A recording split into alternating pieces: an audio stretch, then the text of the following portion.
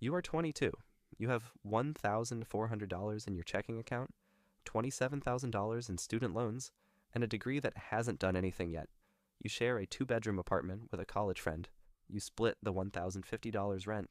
The internet cuts out every Thursday for some reason neither of you ever looks into. You got a job.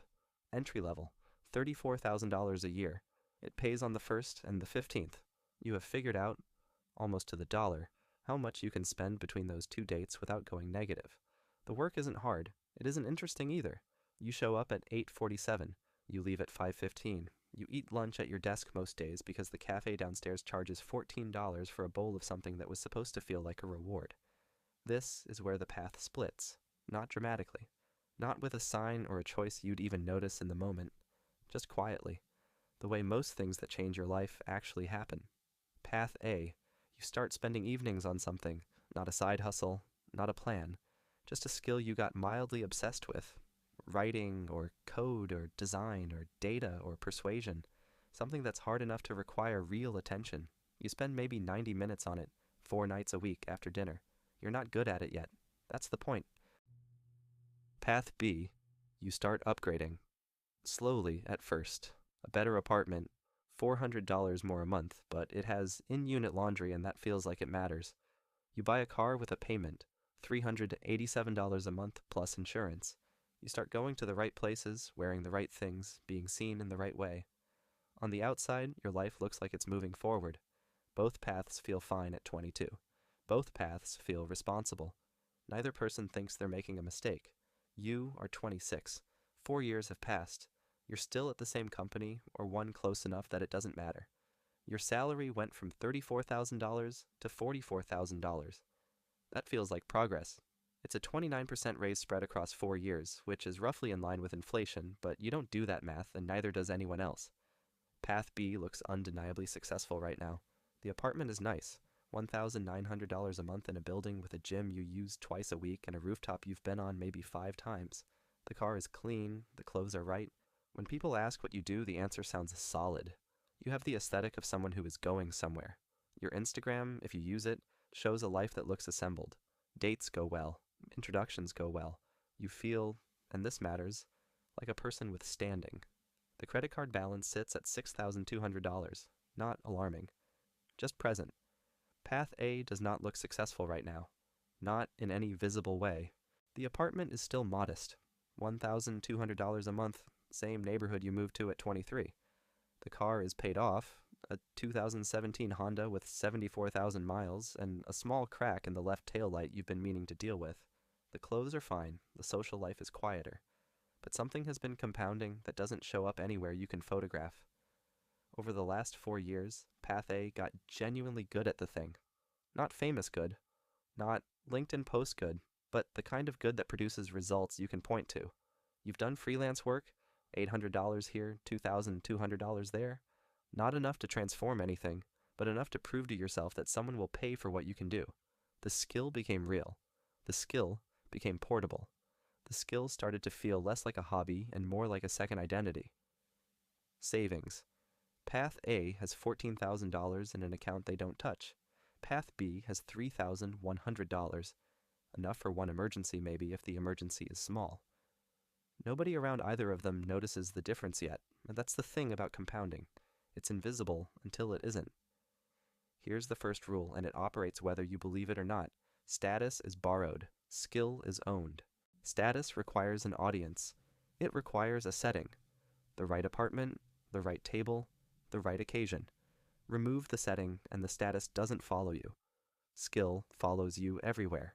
Into a recession, into a new city, into a meeting with someone who has never heard your name.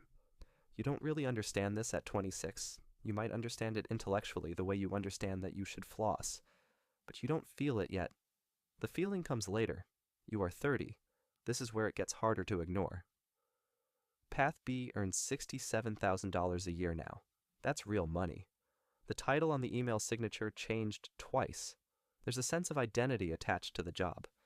Not just what you do, but who you are inside a structure that tells you where you rank. You are somewhere in the middle.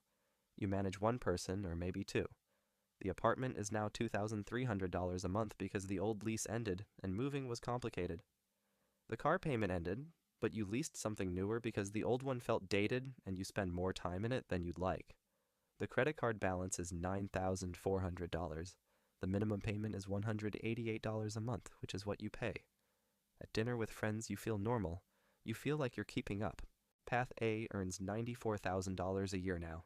This is important. The number came from somewhere unexpected, not from a promotion inside the same hierarchy, from leverage. Because when you get genuinely good at something rare, you stop competing on availability and start competing on output. 2 years ago, Path A started taking on consulting work, small clients, specific problems, the exact thing the skill was built for. The day job salary went from $44,000 to $58,000 when Path A changed companies using skill as the negotiating chip instead of tenure. The rest came from outside. The rent is $1,400, not because Path A can't afford more, because Path A ran the math and decided that an extra $900 a month in an account earning 4.6% would, over 10 years, become something worth caring about. The emotional texture of each life is different now, too. Path B feels a constant low-grade pressure. Nothing catastrophic. Just the sense that maintaining the life requires a kind of vigilance, that things can't slip, that the next raise has to come. Path A feels, for the first time, something closer to options. Not freedom, not yet. But the early unfamiliar feeling that the future has more than one shape. You are 34. The gap is no longer deniable. Path B makes $82,000. The raise came, just not as fast as the cost of living did. The apartment is now $2,700. You moved once into a nicer building, during a period when things felt more optimistic. The lease locked you in. The credit card balance is $14,800, which you know is a problem, and have 3 different mental systems for not thinking about too directly. The car is a lease, $541 a month. You justify it because a payment you know is better than a repair you can't predict. Something shifted at work. 2 people got laid off in your department. A restructuring, they called it. You weren't touched, but you felt it. For the first time, you understood that the structure that told you where you ranked also controlled whether you were in the structure at all. The identity of the title, the standing of the role. It belongs to the company, not to you. You keep this thought at the edge of your mind and don't let it fully arrive. Path A is now making $157,000 a year, combined. Consulting, a new full-time role that came from a consultant relationship turning into an offer, and a very small digital product that generates $1,800 a month with no active work. The savings account has $68,000 in it. There is no credit card debt. The car has 94,000 miles and still runs clean. Something specific happened at 33 that Path A thinks about sometimes. A company flew them in to solve a problem. Not to fill a seat. To solve a specific problem that other people in the room couldn't solve. The meeting was 2 hours. The contract was $14,500. At no point did anyone ask where Path A went to school, what their title was, or what their apartment looked like. That was the moment the abstraction became concrete. Skill, when it's real, gets you into rooms that status can only imitate. The second rule is this: lifestyle inflates to meet income. It almost never deflates. This is not a moral statement. It's mechanical. The apartment you move into when you earn $67,000 becomes the floor, not the ceiling. Cutting back doesn't feel like adjustment. It feels like failure. The car payment that was reasonable at one income becomes load-bearing at the next. The dinner out that was a treat becomes the baseline. And the cost of maintaining your current life grows faster than the income required to maintain it, because the income grows in steps and the lifestyle grows in increments you don't notice. Path B is not irresponsible. Path B is human. The pattern is almost universal. The difference is that Path A never mistook the external arrangement for the actual asset. You are 38. Path B earns $96,000 a year. This is objectively a good income. In most cities, in most contexts, this is a comfortable life. But the fixed costs are $5,900 a month before anything discretionary. Rent, $3,100 because the building raised it, and finding something comparable in the same neighborhood would have cost another 2 months of transition. car, $541. Insurance across car and renters, $318. Minimum debt payments, $540. The credit card got paid down twice and charged back up twice. Subscriptions, phone, utilities, $290. That's $5,789. Before groceries, before gas, before anything that makes a month feel like a month and not just a series of transactions. The job is stable. That's the word people use, stable. It means it hasn't ended. It doesn't mean it's growing, or that you feel momentum in it, or that you go home at the end of the day feeling like you made something real. The two people you manage are fine. The reports you write get read.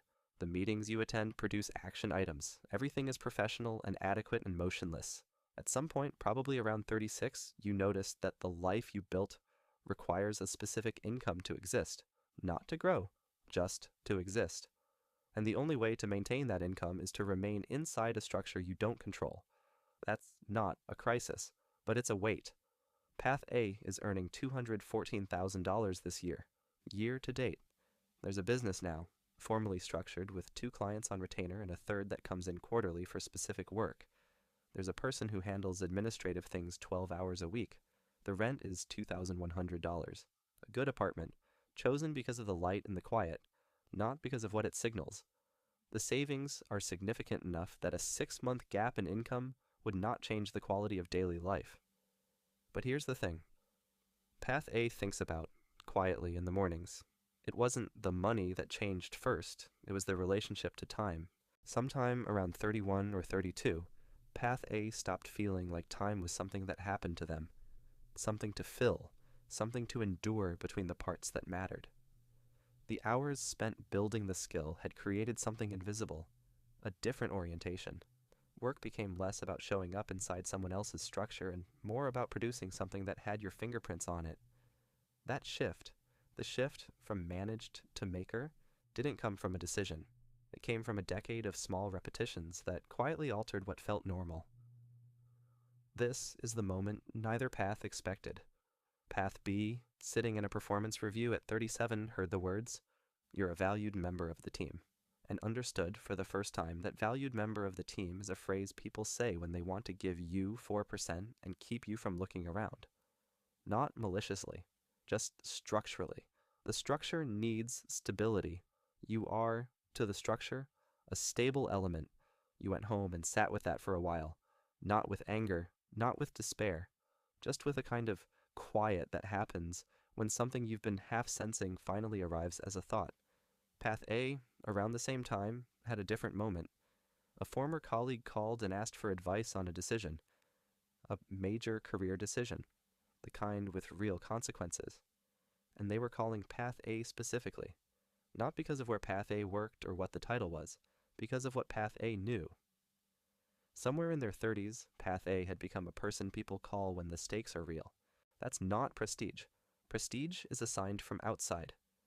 This was something different, a gravitational quality earned slowly, built from thousands of hours of doing something difficult enough that most people stopped before they got good at it. The shift isn't really about money. The money is the shadow. The shift is about who you become when you spend a decade building something real versus spending a decade maintaining something visible. You are 38. Both paths are still moving. Path B isn't broken. The life is real. The relationships are real. The choices that created this life felt reasonable at every step, because they were reasonable. Nothing here was reckless. It was just optimized for the wrong output, for the look of a life, rather than the foundation of one. Path B still has time. That's the part that's easy to forget in stories like this. 38 is not a verdict, but there is a difference in the kind of work that lies ahead. Path B's next 10 years will require at some point an intentional unraveling, not a collapse. Just a slow, deliberate loosening of the structures that now cost too much to maintain. The apartment, eventually. The lease, eventually. The position inside someone else's org chart, which will one day be restructured again, and next time, the outcome might be different. Path A's next 10 years will be largely about depth, what you've built compounds. The clients tell other clients. The reputation develops texture. The work gets more selective and more specific and, in the strange logic of rare skill, more valuable as it becomes more particular. Neither person is immune to catastrophe. A recession, an illness, a market shift. These hit everyone. But Path A holds something. Path B does not. A skill that exists outside any single employer's decision about what to pay for it. You are sitting somewhere. It's been 16 years since the job started, and the apartment felt temporary, and the student loans were a number you didn't fully look at.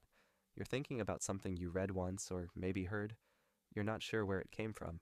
The idea that most people spend their 20s performing competence and their 30s discovering whether they actually have any. The performance is easier. It has immediate feedback. Better apartment, better car, better reactions from people at the dinner table. The real thing takes longer and has almost no audience while it's being built. You can't photograph a skill. You can't post the 200th hour of being bad at something, and then slowly less bad, and then, without a clear moment you could name, genuinely capable. The person who chose Path A didn't have a plan. They had an obsession and enough discipline to follow it when nothing visible was rewarding them for doing so. That's it. That's the whole thing. Not a strategy. Not a philosophy. Just a quiet, consistent refusal to trade what you were building for something that looked like more. The apartment on Path B is still nice, but the skill on Path A is still there, every morning, waiting.